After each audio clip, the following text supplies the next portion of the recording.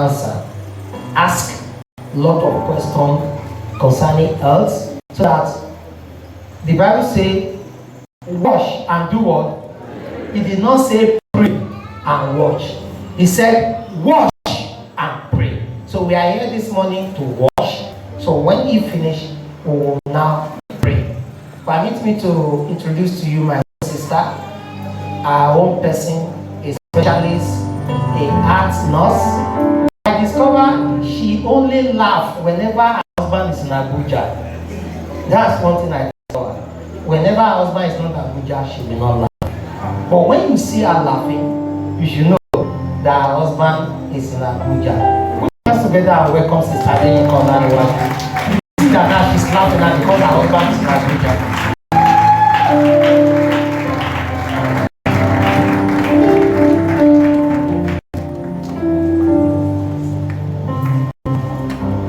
Praise the Lord, church.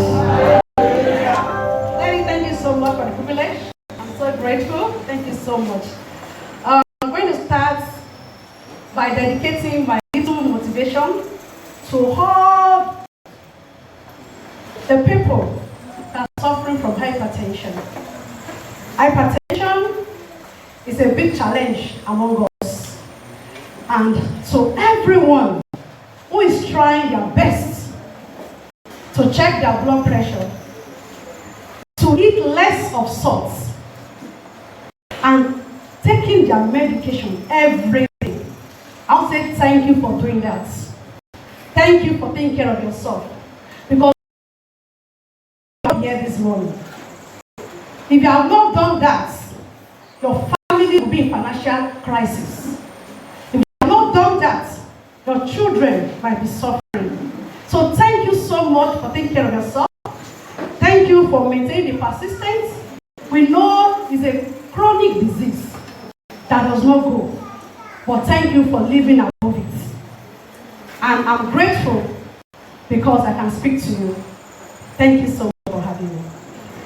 Today, I'm going to speak briefly of something called ignore. It's common among us.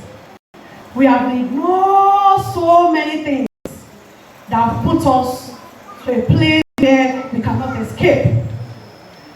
And what are the things that we are ignoring? One of them is our health. Some of us, we are spiritual. If at all the thing is happening right now in our presence, we choose to ignore it and we pray. But the pastor has said, say watch and pray. So how are you managing your health? What are you ignoring? And I have a small gift here, because I'm going to ask us questions. We are going to work together this morning. As a member, as a neighbor of someone you are sitting with right now, if that person suddenly collapses beside you, as a neighbor beside that person, what will you do? Please, usher, help me. My usher ran the last time somebody collapsed. Please, what will you do? I have a gift here. First thing to do to help that person. If anybody collapses beside you right now, as a neighbor sitting right beside that person, what will you do? First thing to do. Please, someone is raising hand. Member of Act must not answer. Act members must not answer. Okay? You make sure you keep the person where there is a ventilation, right?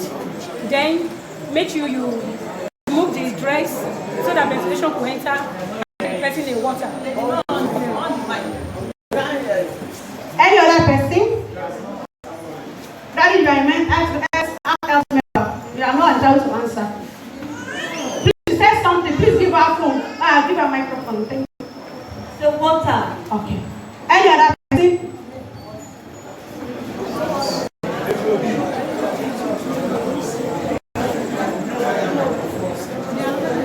Praise the Lord. Hallelujah. After you remove the person to an airy place, an open place where air can touch the person, you rub the person's hands very hard, hit the person's feet. Praise the Lord, church. can sit down. Partially, my sister tried. Partially. She's wrong. She tried. So I don't know, I'm going on with my gifts. Someone suddenly collapsed. Hold on, time, sorry. Someone suddenly collapsed beside you. It's not water. You are even killing the person more. Now, some of us will like Indian movie, and we've seen the way they resuscitate in Indian movie. When someone collapses, you don't know what makes the person to collapse. Number one, a lot of things can make people collapse in the church. One of it is diabetes, hypoglycemia. When their sugar is low, maybe the person has taken insulin for coming to church, and the insulin is working. Suddenly, the sugar is dropping. The person can collapse. Number two, if the person has hypertension, very high one, and the person has refused to take medication, is ignoring it, can come and collapse in our church. Number four, someone can have seizure. People call it, some people call it epilepsy or something like that, but a lot of people have brain tumor. That it will be touching our brain, and the person can collapse immediately. A lot of people has eat flush. They can't withstand it.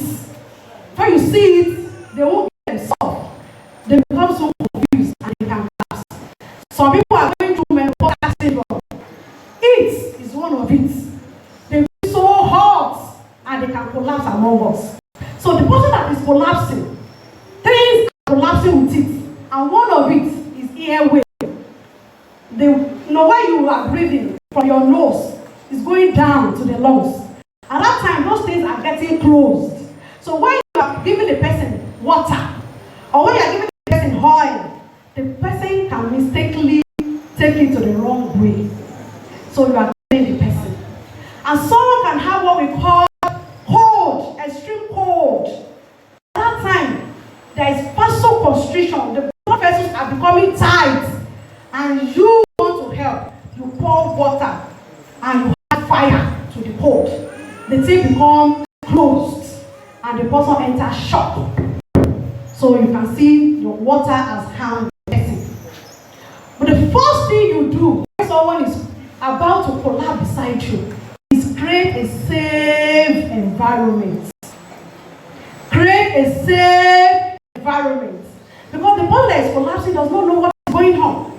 So he can hit the head and cause the person trauma that can make blood to flow into the brain. So when the person is about to, the first thing you try to secure the person and lie the person down. Then if the person is wearing suits, we can try to untie, the button so that ventilation can come in. And the next thing you do, you don't lie the person straight with the back. You try to turn the person to the left. So by that time, any secretion, saliva, the person cannot swallow at that moment, can suddenly come out. And from there, you can send the person to the hospital. Are we okay? Another question.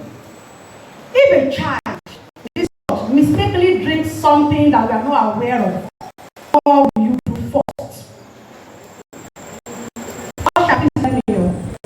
If a child mistakenly swallow a chemical, kerosene, snapper, anything, what will you do to save that child immediately? Please write these things down. Notice the emergency things that happen around us. What will you do? Is it to call 911? Hallelujah.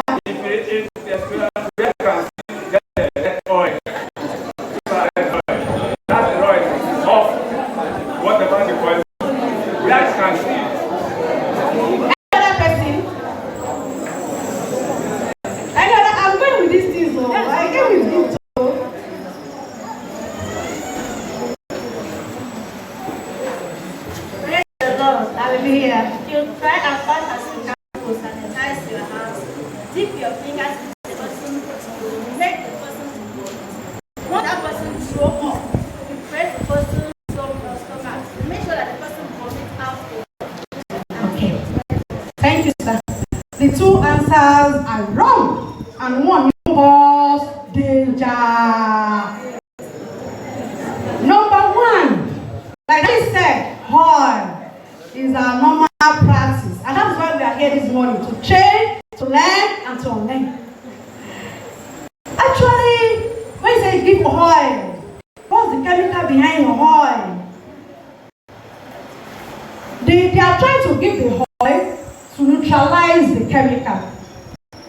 So, for that, instead of that, you rather not give anything, or best still, you give activated charcoal and by Jebu, or you give milk. Yes, milk, the liquid one. One. Two, please, don't ever put your hand inside anybody's mouth to initiate for it. Recently, we are happy to discharge a child who the mother left cleaning this thing that is really face. The child drank everything and we bumped the child down. But the thing that we are happy about, the mother was so aware that she did not initiate for it. If you initiate for me, do you know what he does?